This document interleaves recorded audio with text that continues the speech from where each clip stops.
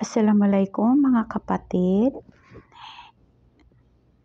Ngayong araw po ay ipapakita ko sa inyo yung aking lulutuin na pagkain ng Turkish. Ito po ay, ang kanyang pangalan ay lahmacun.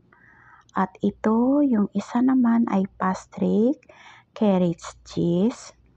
Yan po yung ihanda ko sa mga breakfast ng aking mga anak.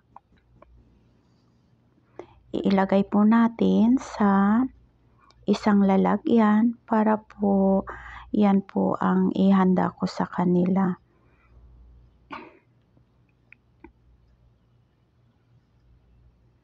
Madali lang po yan gagawin mga kapatid at tingnan lang po ninyo yung aking pagkagawa. Ipapakita ko po sa inyo at umpisahan na natin. Ayan. Yung dog po ay 1 kilo na harina at lagyan po ng asin, olive oil, 1 baso na maliit na olive oil. Tapos asin at tubig 2 baso. At ayan, imasa na po ninyo yung inyong harina at hintayin po ninyo ng 5 minuto at pagkatapos umalsa po yan, lagyan ng yeast. Lagyan ninyo ng yeast para aalsa. Hintayin po ninyo ng 5 minutes at pagkatapos ay ayan, gagawin na po ninyo at lagyan ninyo sa itaas ng butter, black seed sesame at ayan po, putol-putulin po natin ng 1.5 inches. Ayan. Yan po yung pagkabilog.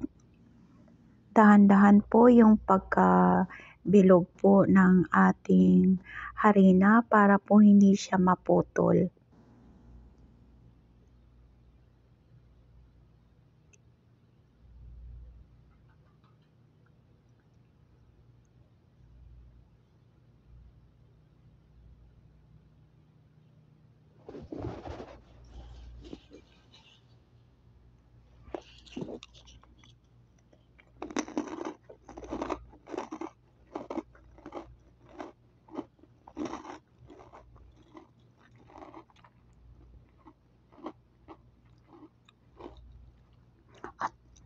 At yan, lagyan po natin sa itaas ng carrot cheese at olive.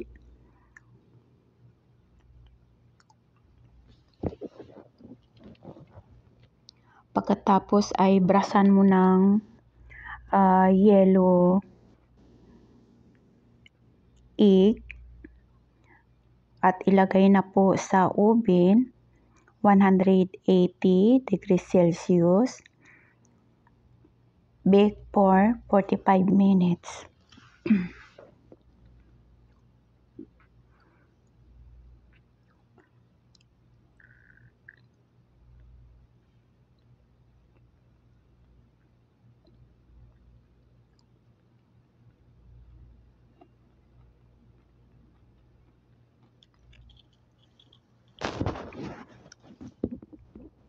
Madali lang po yan gagawin mga kapatid. Gawa po kayo para po magustuhan ng inyong mga anak.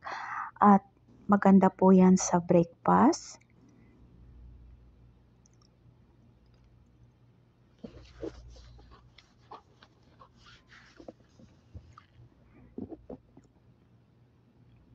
Para pagising ng mga anak ko, may kakainin sila ng kanilang breakfast, ipares po nila sa tea. Yan lang po mga kapatid. Maraming salamat po sa inyong panunood. Ingat po kayo palagi.